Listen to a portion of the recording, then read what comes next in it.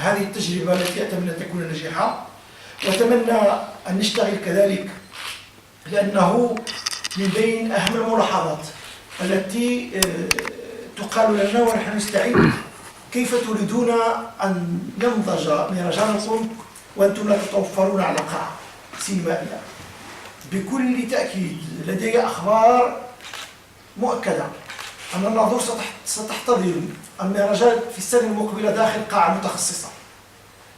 كل الأشغال على الأقل الأولية كما أخبرت موجودة، والعمل سيكون بسرعة ستمكننا من أن بطبيعة الحال من أن نجعل من الناظور قبلة سينمائية حقيقية.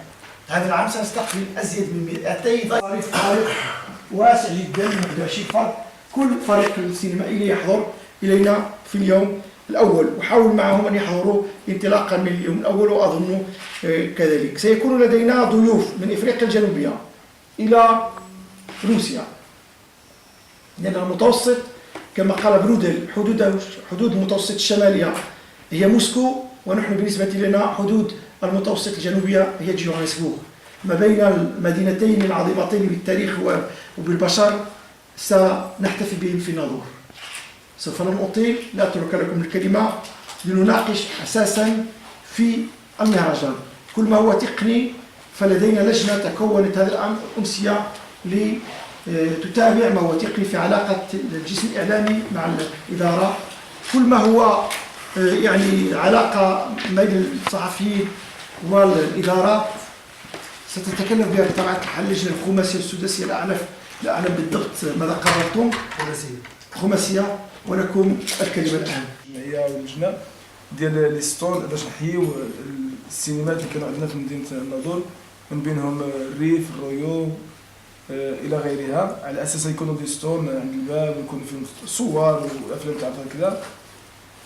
هذا من جهة. من جهة ثانية ربما الجديد اللي كاين دابا في هذا الفيستيفال من خلال الأفلام اللي غتعرض هو هذا الفيلم هذا اللي صراحة نقولوا تبارك الله عليكم. أنا نتصور أنه نمشيو الطويلة ديالهم فين كنقراو ونشوفوا واش كاين شي كتابة بالستيل ولا على الحيط، وهنا نكتشفوا حجم الإعاقة الحقيقية فين كاين. هذه إنصافا فقط دوك الناس اللي كاينين تما، وكنحيوا الجمعية اللي كتسير.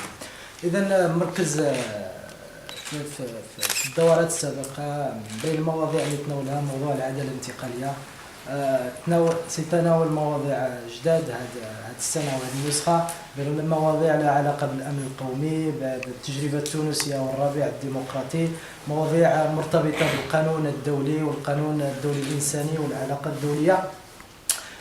هذا لابد أن المركز يكون عنده رغبة في إرسال مجموعة من الرسائل السياسية. فشنو هي الرسائل السياسية اللي كيرغب فيها المركز يرسلها أو يبعث بها سواء وطنيا أو إقليميا أو دوليا، خاصة وأن الدورة ستعرف حضور حجم كبير ومشاركين من مختلف الدول كما قال السي عبد السلام بوطياب من جنوب أفريقيا إلى روسيا. يعني لابد أن تكون هناك رسائل سياسية قوية. بالنسبة للسينما اللي غتكون يعني المهرجان ديال السينما اللي غيكون هنا في الناظور، دونك إلا ايتي سوربري بأن عندنا هنا أصلا ان فيستيفال دو السينما في الناظور، وبدينا كنناقشوا. قال لك أنا جيمغي بيان يعني نجي للناظور وغندير لي ستاج، لأن دار ورشات هنايا بالنسبة للرياضة في الاختصاص ديالو. علاش ما نديروش ورشات الممثلين اللي عندنا هنا في المنطقة بالنسبة لي زاكروباسي؟ سي فريد غيكون لي زاكروباسي وكيفاش غتمثل يعني الرياضة مع السينما. لأن هذا الشيء دونك اقتراح ولا سؤال واللي بغيتو بالنسبة للتكريم. التكريم لأن كل خطرة كنكرموا شي واحد من شي بلاد آخر ولا من شي مدينة آخر، خصنا نكرموا شوية الناس ديال المنطقة، لأن ضروري باش نكرموا هاد الناس اللي عطاو ولا في الفن ولا في أي مجال. هذا هو. لأن كان وقع لي واحد البلبله قبل الاصدار ديالو بانه طلبوا منه حذف بعض المقاطع، ورغم ذلك المهرجان يستضيفه، واش هو تاكيد على ان هذاك الفيلم يستحق انه يشوفوه الناس في الناظور وفي المنطقه ديال الريف اللي عاشت ديك التاريخ وهذاك الشيء اللي وقع في 58 59.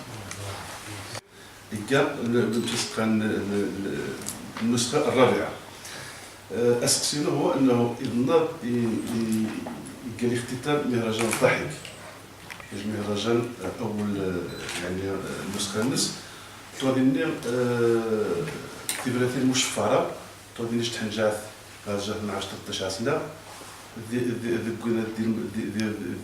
العمليه ديال الضحك كاع ثقاجني دائره صاحب الجلاله باش غادي يريق المسرح غادي يتدي النظر، لان النظر وغاسم المسرح يعني يحكم خاص الاعدام غير الاسمنت يعني بالنسبه كيتغنى غير سواق الاسمنت ما وتفكر بو مركز الذاكره المشتركه غتكيج الفيلم قصير على هامش الدوريه، لان الشيء تكيج المهرجان السينما اخمي تما يجن يلقى راس الكزار كيتعشى باللفت نشيل غناخذ مركز السينما وغناخذ رجل السينما ديال النظر منين النظر المجهود والصدق والاخلاص اللي يصبح اليوم عمله نادره في العالم كله وخاصه في المغرب. اذا كنبحثوا على هذه العمله النادره باش فعلا نحققوا واحد التنميه في اي مجال كان.